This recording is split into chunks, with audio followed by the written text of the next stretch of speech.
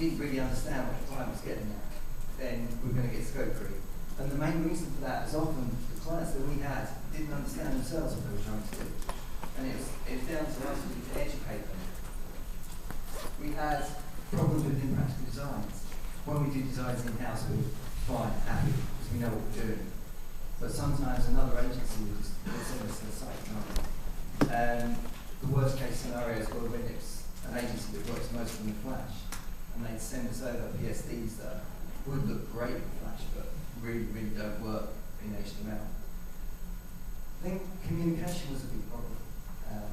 Who's talking to the client? We're a small agency, let's say there's 12 of us. We don't have dedicated project managers. We don't have client handlers. So do we allow the developers to communicate directly with clients? Do we have some sort of middleman? Do we use the sales guys to talk to the clients? And if we do, does that mean they're not out there selling to the next client? So we had all these sorts of problems as well that we wanted to talk about. And then we had content.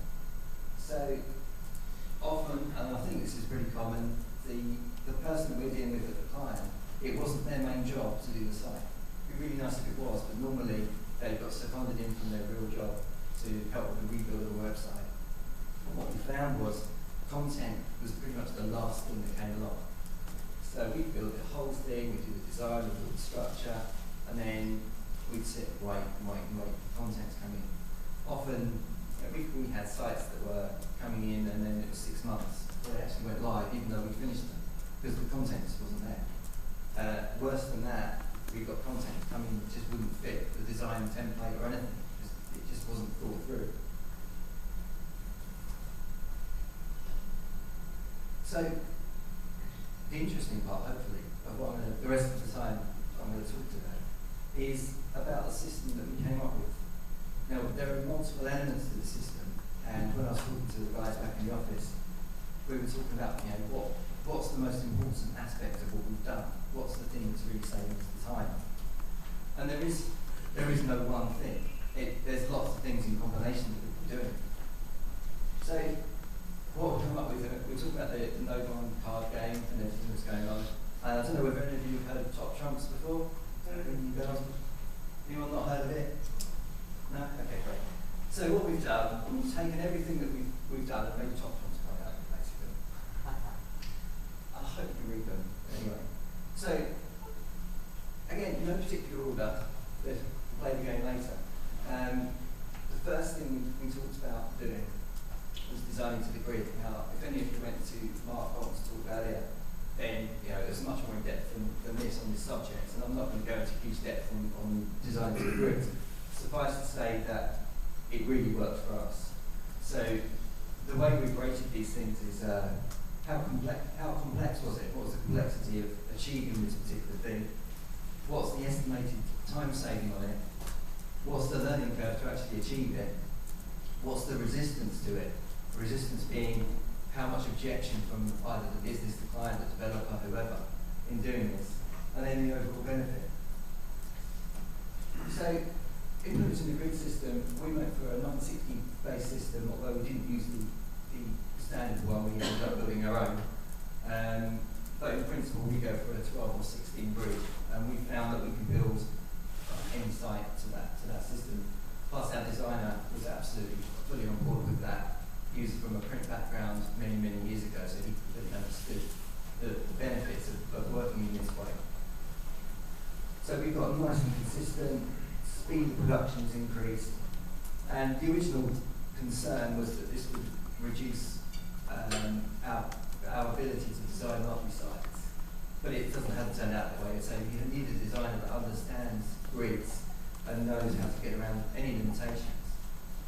And what it meant was that when this went over to the developer, just simple things like when you've got a wireframe in front of you, you can see at a glance how big an image is. You can see how many columns that image is. You can see how big the left and right columns are just by looking at the overlay. So you don't have to think. It takes away that margin of error, being one pixel in, out, or maybe it's that, maybe it's that. Someone maybe not as skilled in Photoshop as the original designer. There's no more that's measuring stuff. So that was a massive thing for us to be able to do that. And now we do all of our designs from this point, from wireframes to design in this gridded system. Now, I appreciate a lot of the points that Mark made earlier, that there are other types of grid. But I think the types of site that we do, we're not working on the absolute cutting edge of design. We're working on the general business to business, business to consumer sites that we do lots of. So this led on to my next point. Developing a toolkit. And the first point here I put, admit the truth. And this was again a real heartache moment for us, and for our designer, and for our developers. Because every site that we do is fundamentally the same. And there's no getting around it. Every site has certain elements to it. We've got a contact page with a format, we've all got an about page. Most of them have a product section, possibly with e-commerce. They might have a portfolio. They might have a blog or a forum. There's only a finite number of things, unless you're working on the cutting edge and you're doing some really radical stuff. When you're working on the day-to-day, normal budget sites, this is the stuff you're doing. It is pretty much the same. So admitting that to ourselves and going through that moment of heartache was really, really important, because it allowed us to move on and say, right, okay, if we focus on the most common things that we do again and again and again, let's get them right outside of the project context. Let's get them right in an R&D scenario. If you can get a dedicated R&D person, that's even better. And what we did was we allocated one developer 2 days a week to go off and look at, if we wanted a certain feature in a site, we thought about, is it a distinct feature for this client only, or is it something that the next person would like? Or a couple of sites, other sites that we've already got running, would they have liked this feature if we'd have had it available? So what we did was we spent that time absolutely getting it right, not just getting it right for that one scenario, but really thinking through all of the options. And this is one of the real key things to what we've managed to do here. So complexity high, yeah, it takes a long time to get these things right, and we have to dedicate the resource to do it. Estimated saving, absolutely massive, because you don't come across any scenario then that you haven't already done. Well, you do, of course you do, but the most common stuff you've already done, and you know exactly how you're going to do it next time. Learning curve was short. I mean, there's, in this context, it doesn't take much to convince people that this is how a good way to do things, and resistance for that reason is very low.